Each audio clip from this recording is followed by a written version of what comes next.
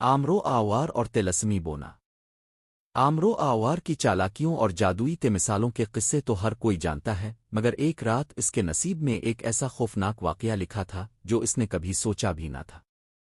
کہانی کچھ یوں ہے کہ ایک پرانا قلعہ جسے لوگ گامشدہ راجاؤں کا محل کہتے تھے، صدیوں سے ویران پڑا تھا۔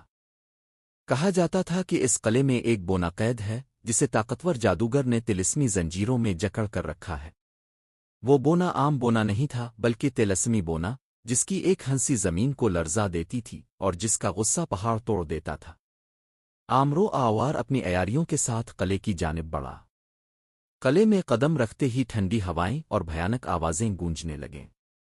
ہر در و دیوار پر عجیب سے نشانات تھے، جیسے کوئی نظر رکھ رہا ہو۔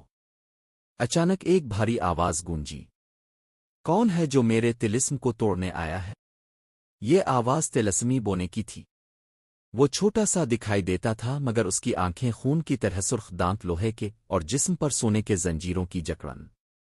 آمرو آوار نے اپنی عیاری سے ایک جادوئی کٹورا نکالا جس میں جو عکس آتا اس کے راز کھل جاتے۔ اس نے بونے کی زنجیروں کا راز تلاش کیا۔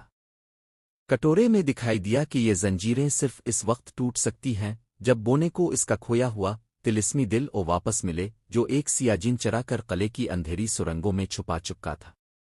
آمرو آوار سرنگوں میں یاترا۔ اندھیروں میں سانپ، زہریلی مکڑیاں اور دیواروں پر خون سے بنے تعویذ تھے۔ ایک مقام پر اسے سیاجن ملا جس کی آنکھیں انگاروں کی طرح دہک رہی تھیں۔ اس جن نے کہا، اگر بونے کا دل چاہتے ہو تو اپنی جان قربان کرنا ہوگی۔ لیکن آمرو آوار نے اپنی عیاری سے جن کو دھوکا دیا۔ اس نے اپنی جادوئی شکل بدلنے والی تھیلی سے ایک دوسرا دل نکالا اور جین کو جھوٹا یقین دلا دیا کہ یہ اس کی طلب پوری ہو گئی ہے۔ جین دھوکے میں آ کر غائب ہو گیا اور اصلی تلسمی دل آمرو آوار نے اپنی جیب میں ڈال لیا۔ وہ دل لے کر واپس آیا اور بونے کے سینے میں رکھا۔ جیسے ہی دل اپنی جگہ آیا، بونے کی زنجیریں ٹوٹ گئیں۔ زمین ہلنے لگی، دیواریں ٹوٹنے لگیں اور بونے نے فلک شگاف کہا لگایا۔ لیکن بونا آزاد ہوتے ہی شکریہ ادا کرنے کے بجائے آمرو آوار پر جھپٹا۔ اب میں آزاد ہوں اور میری طاقت کے سامنے کوئی نہیں بچ سکتا۔ یہ سن کر آمرو آوار مسکرایا اور بولا، اے بونے، تم بھول گئے ہو کہ عیاری کے جال میں پھنسنے والا کبھی آزاد نہیں ہوتا۔